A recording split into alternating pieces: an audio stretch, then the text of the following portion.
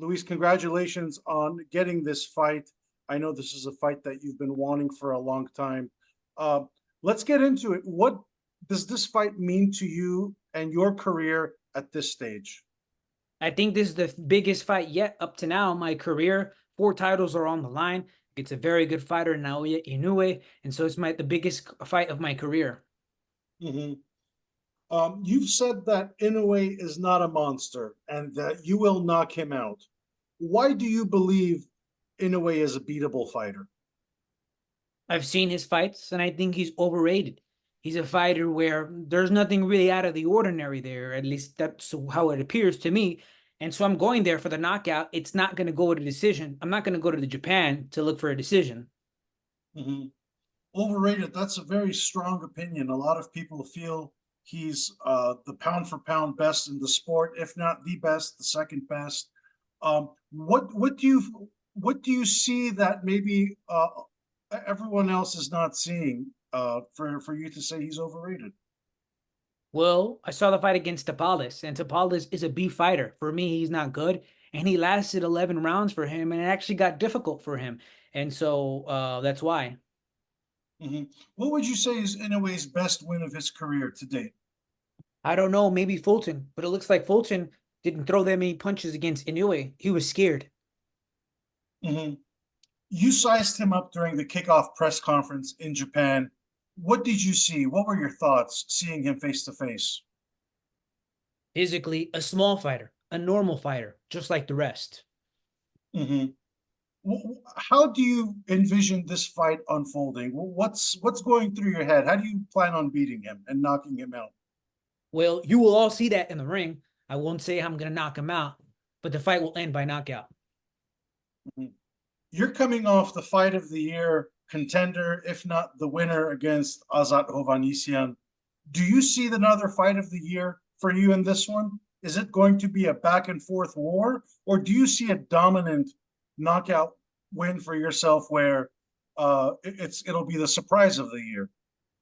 Well, it could be an upset of the year. He's not a dummy. He knows how to fight. He's not incredible in my eyes, but he's not a dummy. So it could be a back and forth fight. Let's talk about some of his strengths and weaknesses. What is your scouting report of him? I see that he's a fast fighter. He's intelligent. Apparently, he has a lot of power. Those are his strong points. The weak points is that he opens up when he throws, and that's where I come in. Mhm. You have, again, going back to that fight with Azat, you had some up and down moments. You obviously finished strong. There appeared to be moments in the fight where you were looking for that second gear and you eventually found it. What did you learn from yourself from that fight going through a war like that? Well, it's a fight where I learned not to be overconfident. I trained for approximately 25 to 30 days, but not for this fight where I've trained for about 3 months. With the over the last few years, you've had some problems out of the ring trying to make weight and testing positive for the banned substance. What have you learned from your mistakes, and how have you reinvented your career to give you the confidence now to fight in a way? Well, the weight problem happened back in 2018. Lots of years have passed. I've had a lot of good fights since then, and so I've been focused more. And you have seen that because I've made weight and things have gone well. Mhm. Can you please explain the process of how the Japan Boxing Commission overturned their lifetime ban? What went into that process? The fact that they have banned me was something that I didn't really pay attention to or care too much. But I think that the people over there saw that it was lucrative, and that's why the ban was lifted. Mhm. Are you embracing your role as a villain in Japan, trying to go there and beat another Japanese fighter? Do you like this role, fighting in front of 50,000 fans in the Tokyo Dome, and maybe the only people you have rooting for you is your corner? Well, more than anything, it's actually more calm for me. I'm not placing any bets. I'm not undefeated. I'm not a champion. Win or lose, no problem. He has the risk. So I have all the confidence and it's no problem. Mhm. If you beat him, you're the 122-pound king. Is there a rematch clause in the contract? No, there is no rematch clause because they're overconfident. They think that they're going to win easily, but they're going to walk away with the surprise because I've been training hard. So it's going to be a mistake that they accepted this fight because they have nothing to win. You know, they're doing it for honor, but they're going to regret having taken this fight.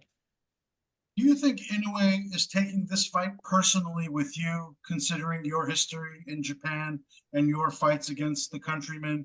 Do you think this is a personal fight for him? Yes, maybe yes, but it doesn't matter what he does or thinks because what I've done is done. You can't erase that from history. Mm-hmm.